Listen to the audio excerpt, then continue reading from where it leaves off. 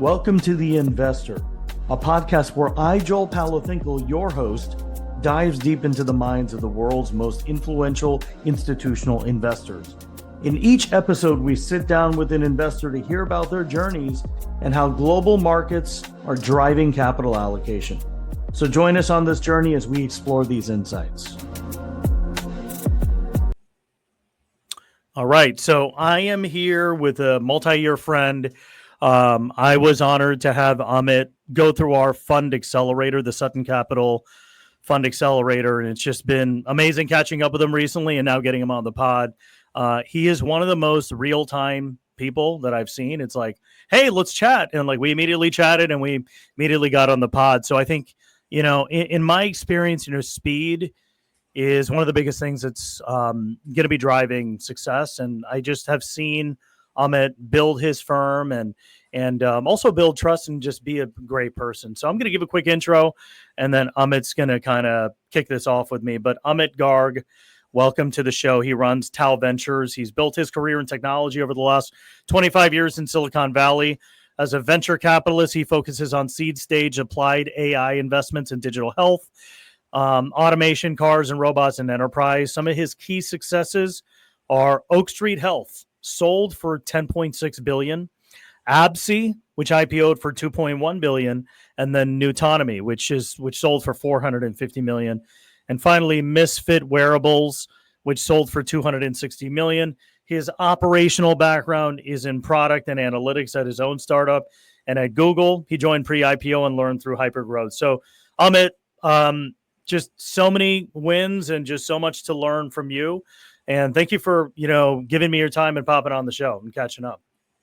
Wow, Joel, I don't know what to say after such a kind intro. Thank you. I could say the same about you. I followed your journey, and what you've built with Sutton is really, really impressive. So kudos, and it's an honor to be here. Thank you. Likewise. Well, Amit, why don't you, go a few levels deeper than kind of the great bio that I gave you, right? I wanted to learn. I think my goal for this conversation is for myself and everybody else to learn. And I gotten to know you pretty personally too. Anyone that you text is, I consider, a personal connection. And, we've shared some, detailed insights with each other, but want to learn a little more about who Amit is. I know some impactful initiatives that you have focused on in the last couple of years, but tell me a little bit about your origin story. Where'd you go to school when you were younger? We talked about your parents too, right? So when you were younger, kind of tell me a little bit about your upbringing. It's always a funny, story to hear, like what your parents kind of were pushing you to do. Did they tell you immediately, hey, Amit, I want you to get into venture capital and private equity, or was there a different pivot in your career? So tell me a little bit about what you studied, what you thought you were going to do, and maybe some surprises along the way from your early childhood to maybe high school and college. Wow, a lot to unpack there. Well, let me start from the start. So I'm born and raised in Brazil. Small city on the coast, a little bit bigger these days. And that's a bit unusual. I'm of Indian descent, I guess shows on my face and my name. But I grew up as the only Indian family that we knew in the whole state. It's a very unusual immigrant profile. And the way that happened is a whole another story. But the short of it is my parents are professors and they moved to Brazil in the early 70s. And they had originally come to the capital of Brazil, and there was a dictatorship in Brazil at the time, and there was confusion, and my parents had to end up going as far away as they could, and that's how they ended up in this place. It's called Vitória. It's on the coast of Brazil. It's a beautiful place. I did till my high school there, and then democracy had come back to Brazil, and the government basically said, hey, sorry, what happened? Please come back, to a bunch of professors who had left. And that's when my parents moved back to the capital. And for me, it was obviously just moving to the capital. Yeah. And that's where I did my high school. At one point, I did get a scholarship also to the American school. And that gave me the platform to be able to come to the US. Ended up doing my undergrad and master's here at Stanford in California. Eventually went to business school in the East Coast, HBS. Came back to Silicon Valley and joined the world of startups and venture capital. And that is what has led me to where I am today. co-founding and co-running Tao Ventures. So that's just over 40 plus years, but who's counting the numbers? You alluded to a few other things here in your question, Joel, in terms of venture capital was not a word in my vocabulary. I don't think I even knew what it was until college, and not even college, actually, my master's really. We were building a startup when I was doing my master's, and we ran into these people who called themselves VCs, and I was like, oh, what is that? So that was my exposure. This is, early 2000s. Nowadays, obviously, you get exposed to venture capital in a much bigger way, much earlier. I find that high schoolers know about venture capital, but I certainly was not exposed at that point. So in terms of my parents telling me to VCs, they have no clue of what the word meant. Neither did I, at least at that stage of my life. My parents are still in Brazil, by the way. So they're 54 years now. In the case of my dad, 56 years. Has a community involved? I mean, we're everywhere, right? But I mean, I'm assuming there's a lot more of a, Indian community, and the families have all, kind of went there for work or other things. Or just still pretty... not as much as you would think. Okay. So yeah, there's perhaps an expat community, especially in the really big cities, São Paulo, Rio, but Brasilia, which is where they are, I don't know, maybe 5-6 families. Oh wow! Plus the embassy. Sure. The embassies there, that creates a deeper link, perhaps. Mm-hmm. But no, here's my metric, and I don't know how true this is, but I tell people there's about 100 Indian families in Brazil, and there's maybe 100 here in one corner of Silicon Valley. So sure. It's a very small community at the end of the day. Yeah. I did live for a couple of years in India. I know you alluded a little bit to this, but I feel at home very much, obviously, in Brazil, since I'm born and raised there. I grew up speaking Portuguese. I was educated in Brazilian schools until my high school. The friends that I have, most of them had been many generations in Brazil. I feel at home here in the US. I've been here for pretty much my adult life. Also an American citizen. I feel at home in India. I'm an OCI, which is an overseas citizen of India. I have my own links to India besides family and friends, and obviously the work that I do. But I took a backpack when I was 19, and I went to villages in the middle of nowhere in India. This is eastern part. It's now a state called Jharkhand. It's at the time was the southern part of a state called Bihar. And I went from village to village, really. No water, no electricity in many places. And I saw reality. I mean, I knew about it, and I had experienced a little bit of it, but I really saw reality of $1 a day. People who are marginal farmers. They're not even subsistence farmers, because subsistence farmers implies that you can earn enough from your farm to make a living. And sure. Marginal means you don't even earn enough, so you have to actually get a job on top of that. But I was quite moved by the work that people were doing there. There were some nonprofits doing really amazing work, and I decided to start helping. And that work has taken off a life of its own. It's now 25 years that I've been working with this region. We have a team of, at the moment, 5 of us who are volunteers. We don't get paid for this, but we put in a little bit of our free time, and we've been putting it for 25 plus years, and we've tried to help with infrastructure. And I can go into a lot more depth, but the short of it is that the biggest project we have done is we have crowdfunded and built a hospital there to serve very basic needs, but it's better than the alternative of not having any healthcare there. Sure. Did you use one of those traditional platforms like, WeFund or Republic, or was it just kind of an organic crowdfunding vehicle that you built? No, it was crowdfunding before there was a word for it. Okay. So we really kicked it off for the hospital in 2008. And I don't think I knew the word crowdfunding in 2008. Sure. But the principles that we applied are very much the same principles that you see now.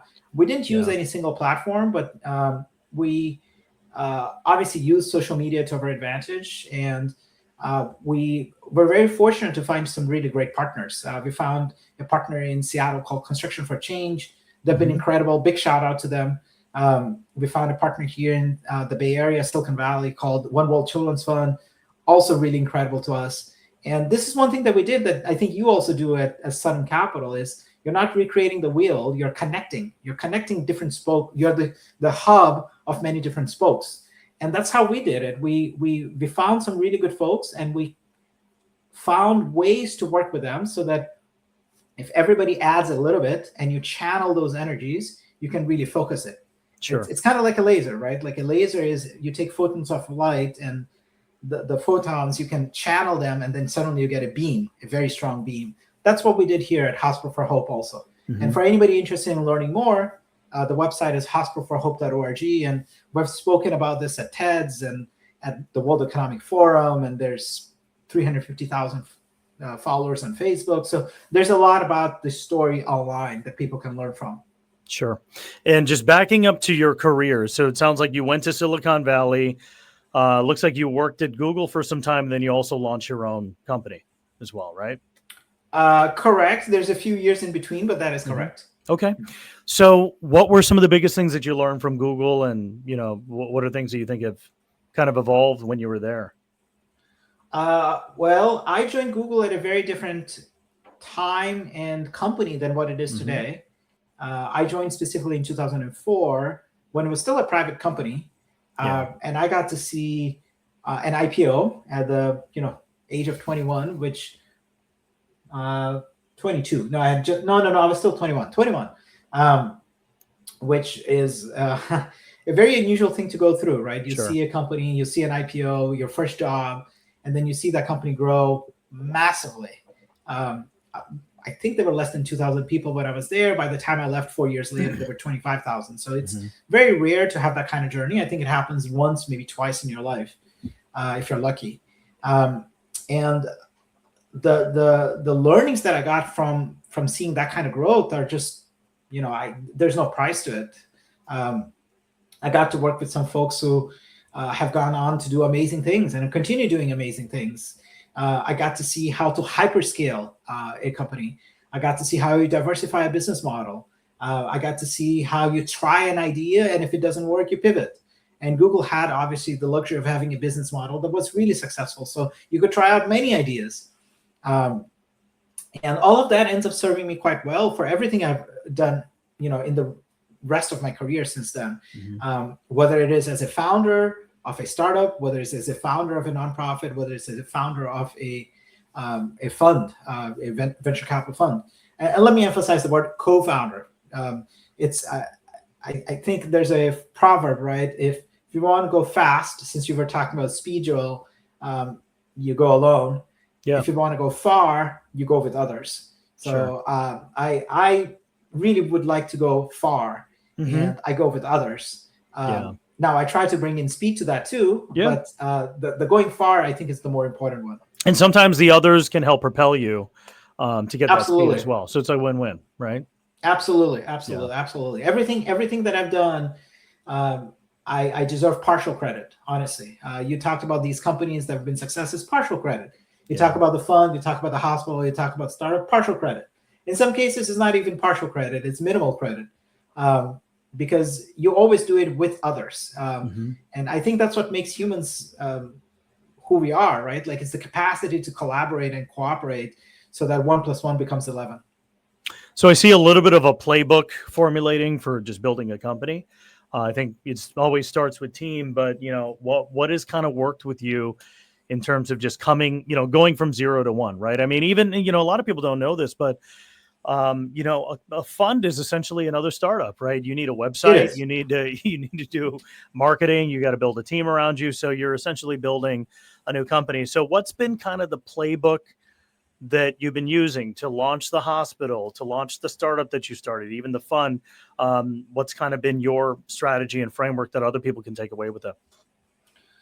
Well, Joe, I think you already answered it. Just like in buying a place, we talk about three things: location, location, location. When you are building something, you talk about three things: team, team, team. So whether we have a bad idea or a good idea, you're limited by the skill sets around that idea.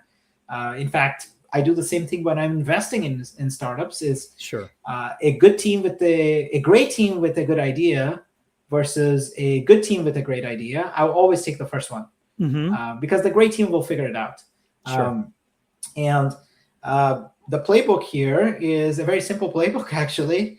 You find people that you can collaborate with for the long term, and that bring different skill sets to the table, so they're complementary to you, right? a co-founder that's complementary, that can collaborate and that can cooperate. It's .co really. It's kind of your own website. It ends with .co. So I think that's the ultimate. Now, how you express it, it obviously for a fund, I do think having some experience is helpful. I don't know if that's as true of a startup, because in a startup, you can start from a blank slate and develop it. For a fund, yes, you can start from a blank slate, but I do think that there's a lot of value, a lot of value, disproportionate value in you having had some experience as an investor before. Yeah. Because there's a lot that you just learn that you bring in that if you try to learn on the job itself, you'll find out 10 years later it didn't work. The mistakes can be quite expensive.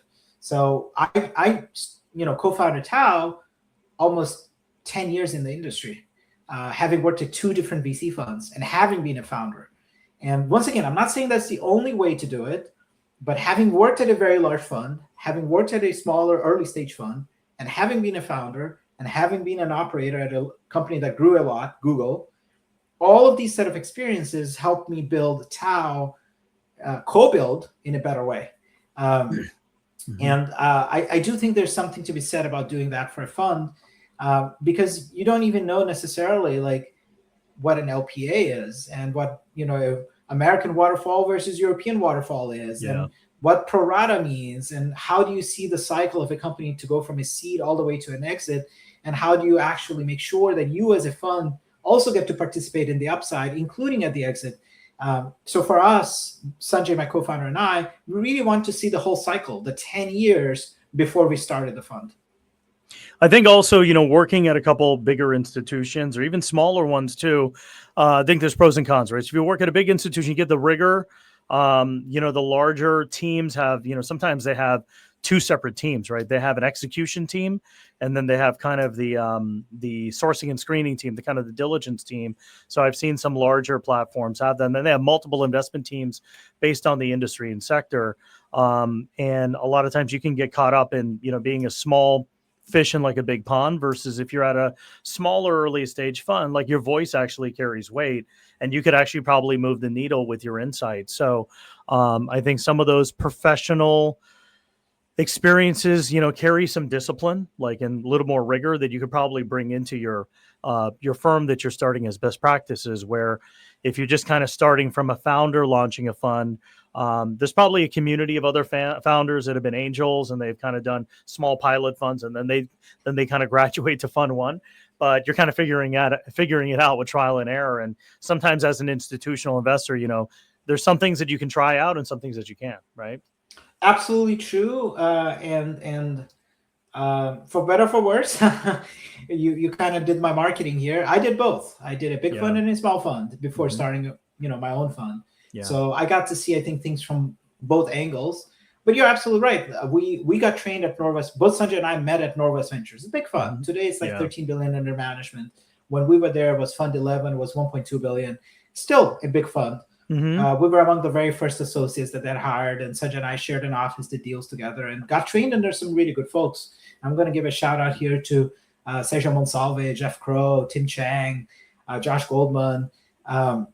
Those are the folks we worked the closest with. But there was a whole set of an ecosystem of about 20 partners that we learned from.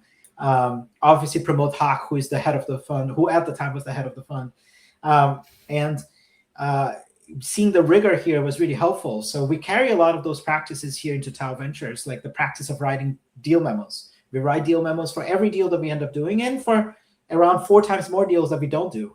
I think it's very important to codify our thinking onto a piece of paper. But now we're not going to get stuck in analysis paralysis. And that's a learning from perhaps working at a smaller fund and being agile. So we keep our deal memos. We call them one-pagers. They end up being sometimes a little bit longer than one-pagers, but we really codify the core thinking. What are the key risks? What are the key opportunities? What are the round dynamics? What are the key things we should know about the team, right? Like the really important factors to make a decision at the seed stage. I got trained also at Samsung Next Ventures. It has changed its name a couple of times before, but now for almost 10 years, it's been called Samsung Next Ventures. And that's a take it or give it, more like a $150 million fund. And it's also a different kind of fund because it had a single LP, corporate LP called Samson. It was an independent fund, but I got to see this side also of there's a whole world out there of corporate VCs or strategic investors and family offices, as you mentioned, and evergreen funds. And Norwest, by the way, was essentially an evergreen fund because it's a single LP, coincidentally also. But I got to see how to do deals. I was further along in my career, so I got to see how to do the deals and work actively with the portfolio. That was my biggest, perhaps, learning at Samson, which is now that you've done the investment, you're serving on the board. You're helping the portfolio company with strategy, with marketing, with hiring, with product, with technology, with business development, with governance, obviously. And how do you help meaningfully be a partner, not just in words, but in actions to a founder? And you're looking for, almost 10 years that you've been working together with them if you're doing it at the seed stage. So both of those learnings, I guess, are core sets of learnings. I certainly try to bring it here into Tao. And then Sanjay had his own journey. After Norwest, he built a venture studio. And if you are here on the podcast, then he can share more. And Joel, feel free to invite him also to be a speaker. Yeah, absolutely. Yeah. So, a lot of people have pivots in their career. We've had people in our platform that have come from healthcare, from IT, from consulting, from accounting, and they have their own journey. With you, you came from a product and software analytics background, working at a massive company. So what advice would you give for somebody trying to make that pivot, beyond just doing an MBA? What are some of the things that they could do more strategically to kind of get their foot in the door into maybe a venture or a private equity fund? Google was a big company, although not as massive at that point in time. And I studied to be an engineer and a scientist. I was a computer science and biology minor, pre-med. Got into med school, by the way, decided not to go. And I did my master's in health AI. So for me, I guess what I'm saying is that adapting and learning is a constant. And I think it's going to continue being a constant. I think that being a venture capitalist by definition is somebody who is willing to learn and unlearn and adapt. So for anybody who is contemplating a pivot or a change, I would say the mindset is the most important. You might not have the training, like you may not know finance, or you may be somebody who is very technical but has no business insights or expertise, I should say, not insights. So figure out what your gaps are and then build towards those gaps. Yes, I did an MBA, and I did it very purposely because I had very little business training at that point in time. And I wanted to be more well-rounded. And that's a typical reason for going and doing an MBA.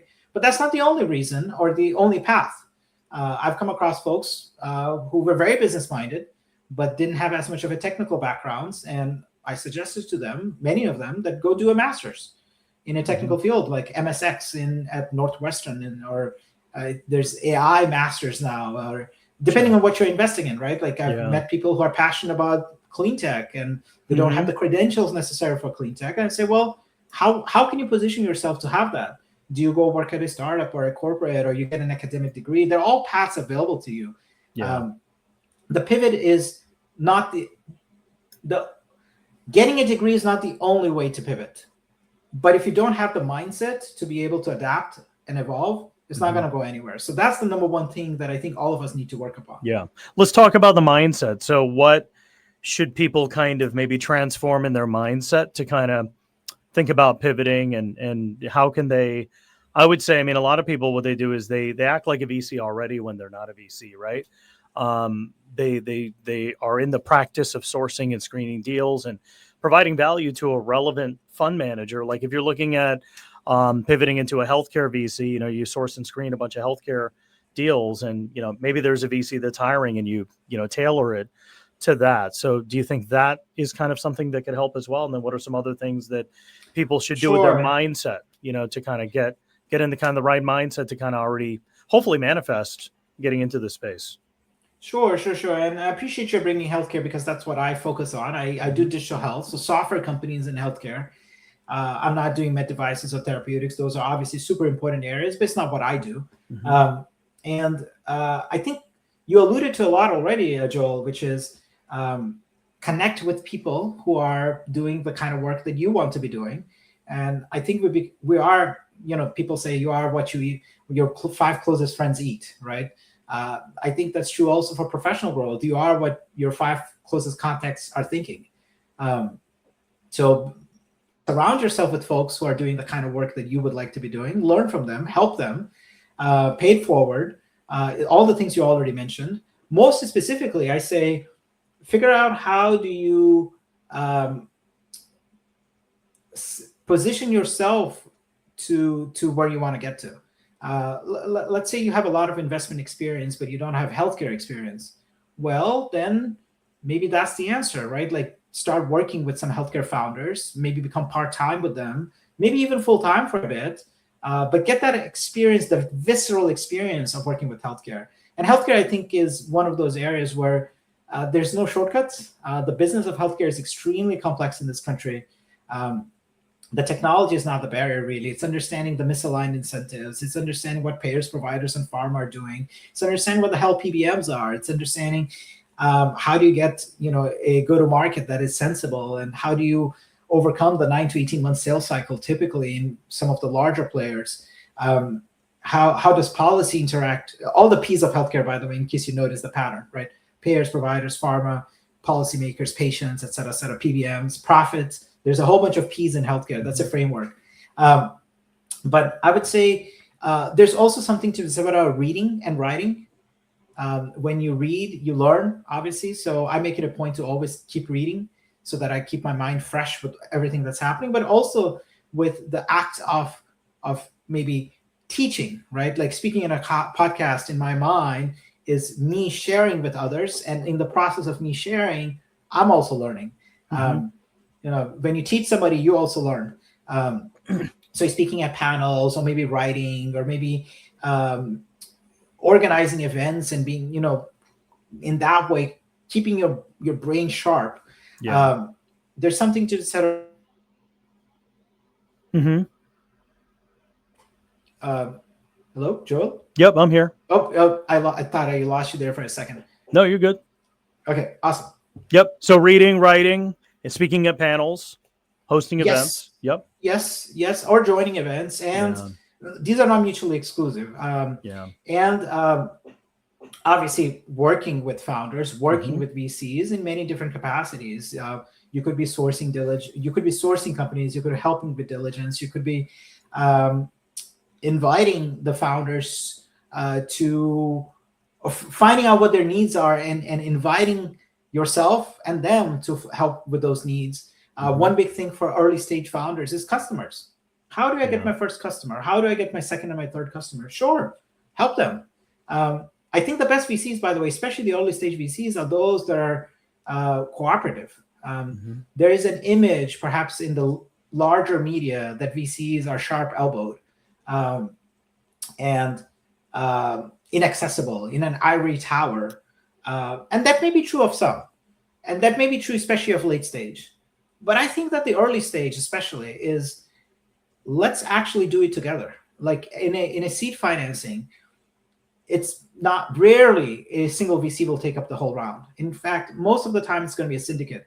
I will be seeing a deal and I'll say, hey, this other person can add a lot of value. Let me show him or her this deal, and vice versa. And let's build a syndicate here of good folks around the table. Not too many, because too many chefs in the kitchen spoils the broth, but enough people that we will optimize for the success of the company.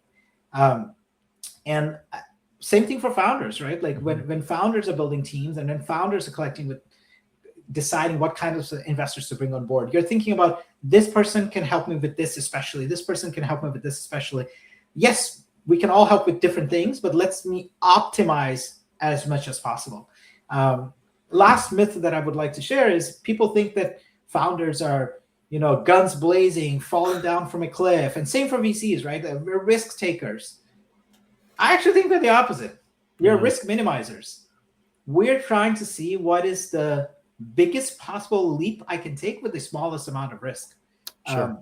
I'm trying to basically, yes, I want to get the 10Xs, and I want to do things that are, not obvious to everyone, but I want to do it with the minimum possible risk. So I'm always trying to figure it out. is this a jump that we can actually make, or am I just going to fall flat?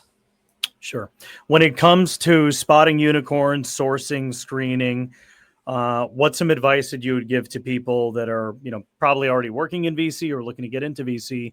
And I think maybe the best way to educate it is just by talking through your process, in terms of like how your investment committees go, how many deals are you looking at a week? I guess maybe your machine, whatever you're allowed to share in terms of just best practices for, sourcing, screening, diligence, getting into the deal, and then obviously downstream, supporting them to get to the massive exits that that we've seen on kind of your bio. Yeah, I'll give some stories. I think stories illustrate this better than anything. They can illustrate the principles. We right when we started the fund, we came across a company that was doing AI and GI, gastrointestinal, right? So helping people figure out what's going on with their tummies.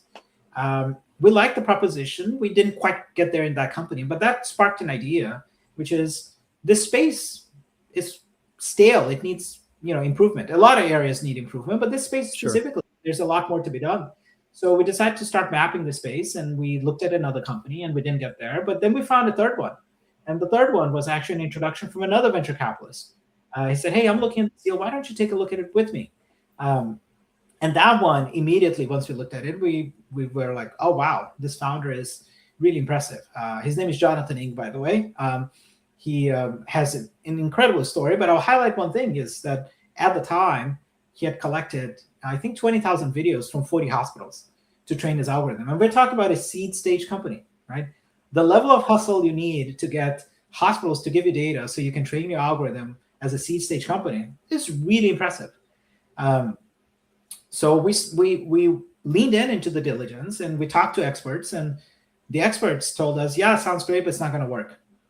And we said, "Okay." And I'm not saying we ignored them. We factored their thinking, but we came up with our own conclusion that now it will work. There's reasons why it hadn't worked in the past, but now there's reasons this will work. One reason being the technology is now mature enough. Computer vision to detect colon cancer is now mature enough that you don't need to reinvent the wheel, and you're building on top of that. So we took the bet, and we were the only VCs in the US that took the bet. Once again, I'm not saying to be contrarian for the sake of being contrarian. I'm saying that we took a bet based on conviction, regardless of other people being willing to take the bet or not. And now we obviously wanted other people in the deal also. So we ended up eventually sharing with 5 VCs and eventually sharing with 12 of our LPs. We brought the LPs, by the way, no fee, no carry into the deal. That's something we do on a very consistent basis. And we brought the VC firms, obviously, for free because we wanted them in. And we also realized that us helping someone means that they will also help us one day. It's not tit for tat, but it does mean that you paid forward. The company raised more money. We added more money. We believed in them. And then they really took off. The numbers are not quite public, but when you're talking about unicorns, that's the kind of story that this company has done. It's, essentially returning of our first fund. And hopefully the principles here illustrated. It wasn't necessarily the first deal we saw. It wasn't necessarily we were the first investors to see the deal. It wasn't even necessarily that we were the only investors to do among many that were doing the deal. And that's, I think, true. If it's very obvious, if a company is very obvious, it might be too late. And if it's very obvious in either way, right? Very obvious whether it will succeed or fail, because it might be too early or too late to the market. But if it's not obvious, if it's somewhere like there is a possibility that it succeeds and there is a possibility that it fails, that's where the biggest winnings usually are. That's where it's at the precipice of success and at the abyss of failure, or however metaphor you want to use here. So the data has shown this conclusively, that there's no pattern really obvious pattern on what a unicorn or what a big success is. The single biggest pattern is that it wasn't obvious. Yeah. That's amazing. I want to kind of wrap up with a couple lessons from building a fund, right? So I think it's great. I mean, you and Sanjay are technically spin out fund managers, right? I mean, we see this a lot, and we've had, I'm proud to say we've had a lot of managers come through our program that spun out as, big names like SoftBank, Tiger. So it's been great to see two people that work together, kind of take all their learnings, and now they're kind of in the same specialist area. So that track record, especially if you can get attribution in some of those databases, that really carries a lot of weight. Just real quick, walk me through why you guys launched Tao. What was that moment, right? Like when you looked at Sanjay, maybe you caught up with them, and maybe you guys got a couple cocktails together, and you're like, hey, you know what do you think, Sanjay? You think we should, build a fund? And, this is what we think about. Walk me through that moment when you decided that you wanted to launch the fund, and what was your why? Yeah. In hindsight, it's always easier to connect the dots. Sure. But we are a spin out of Norwest, super grateful, although not a spin out directly, right? It was a story almost 10 years in the making. Yeah. We kept in touch. Sanjay and I, live reasonably close to each other here and would run into each other, and we became good friends. But the key thing we kept coming back to is that we work well together, right? I think that's the key. If you're starting something with someone, the key thing is that you respect each other, you trust each other, and you're willing to work well with each other. So we kept coming back to this idea that we were different. We are different. We look at things differently. We think differently. We have different specializations. He's an MIT guy with enterprise as his core focus. I'm, bred at Stanford in some ways, and I do more digital health. But that we had a lot of commonalities. We had that platform. We have done deals together, and we both went to HBS different years. And ultimately, we thought, both of us, that we could do it. And the reason for building Tao was multiple reasons. But one reason was we thought that we could do something bigger. Working for a fund is obviously incredible, and there's many incredible people doing that. But we thought that when it came to us, we could do something bigger and do it the way we wanted it, and move faster. And also, I won't deny that we would have had carry then, and we wanted to optimize for carry. We believed enough in ourselves that we wanted, carry as a proportion of your profits, that we believed more in carry than management fees, right? That's the reason to leave a big fund. And I think that story resonates a lot with the LPs, that we're willing to bet on ourselves. So when starting Tao, that was one reason. The other one was, those two were the reasons. And then the third reason was we saw AI really bubbling up. Go back to 2018. AI was just starting, and most people didn't even know what ChatGPT was. It really came into the scene a few years later. Yeah. But we were both computer scientists, and we saw, okay, it's time. We're hitting an inflection point. We have to build an AI first fund. When we started, we were really among the very first ones. And we went back to our old founders, old co-investors, and that's how we raised the fund. That's amazing. What advice would you give to someone who is day one looking to kind of build a fund? What are some of the things that they should maybe start thinking about and maybe start doing? It's very hard to give a specific advice because the context matters, right? Where you're coming from and what you're trying to do. All of that said, I think the principle here applies is building a fund is a 10-year journey at least. Ideally more. I mean, Sanjay and I are committed for this for life, but chances are that if you build a first fund successfully, you're in it for 10 years. So you got to have the right direction, because if you shoot the rocket in the wrong direction, you don't end up at the moon, you end up in the middle of space, you end up in the middle of nowhere. So think through very carefully. What's your fund strategy? What's your portfolio construction? Who am I doing this with? What kind of check size will it take? How will I go about fundraising? And that's maybe Pareto, 80-20.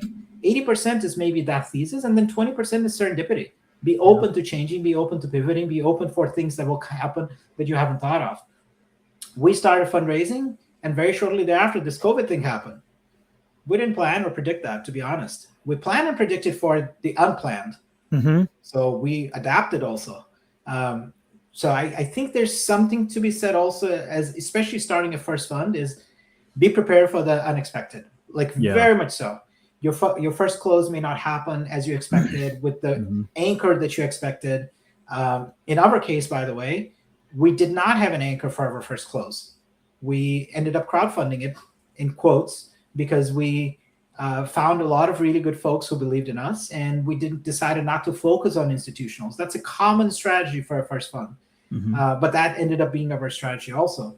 And our first close was about a third of the amount. That was a good number. And our final close was the final 3/3. But on the final day is when 20% of the LP said yes. Sure. So that is also typical, that it takes a while for people to sign up. And the very Yeah. first people that sign up will be the result of really believing in you and many conversations typically. So the 0 to 0.1 is the hardest. Sure. And it gets less hard perhaps, but continues being hard. I have read the statistic that 75% of the people who try raising a fund don't make it. This is not a judgment on those people, because there's some really good people. You have to have a combination of a good strategy, good substance, meaning you yourself have the skills, and style. I think you have to do all three. And style, the 3 S's of fundraising. That's true for a founder also. The data shows that overwhelmingly, a first fund, you're looking at 1,000 meetings. So you have to be prepared for that. Sure. With That's 5 helpful. to 10% hit rate. Yeah. Any other key learnings from building the fund over the last few years? Continuous learning. I'm still learning every day something, and sometimes unlearning things. What I thought was true is no longer true. What I thought was the plan is no longer the plan. So it's have enough conviction that will work, but also having enough humility to know that you don't know everything and that what you know may be completely wrong. So very specifically, I'll throw this out. We keep about 50% in reserves, and that's a strategy.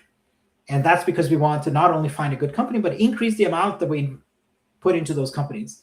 And last year, especially, that strategy, we decided to really, really execute on it, because for a few years, we were holding back on those reserves until we saw that the companies were really taking off and the market was available.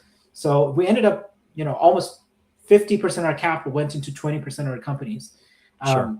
So that was a big learning that, we knew this academically and theoretically, but things can change quite quickly. Within 6 months, we put a lot more to work that we hadn't purposely put for various reasons. Sure. That's really helpful. Well, as we wrap up this podcast, Amit, one of the things that, and you might have already shared a bunch of these already, but one of the things I always like to wrap up with is just one type of learning. It could be a life learning, it could be a professional learning, and it could be a piece of advice that you got from one of your mentors. It could be from a family member, but just one key piece of advice that you have to leave with us.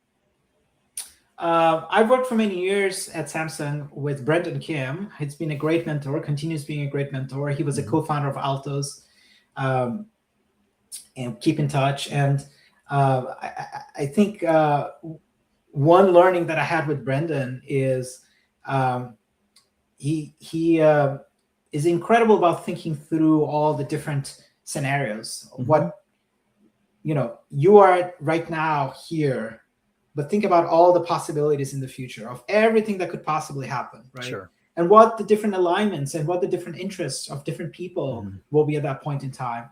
So being able to play that. It's almost like chess, pretty much. It's in some chess. It's in some ways it's chess. Yes. Combinatorial, factorial, whatever you want to call it, right? Like thinking about those things. In some ways, it's kind of like being a founder also, because as a founder, you are working with what you have today, where it could go in the future. The difference between a VC and a founder is that as a VC, you're doing it across a portfolio, right? Instead of with just one company. Sure. But thinking through all those different scenarios, I think is very powerful. So that's in some ways a hard skill, right? Being very analytical, being very thoughtful.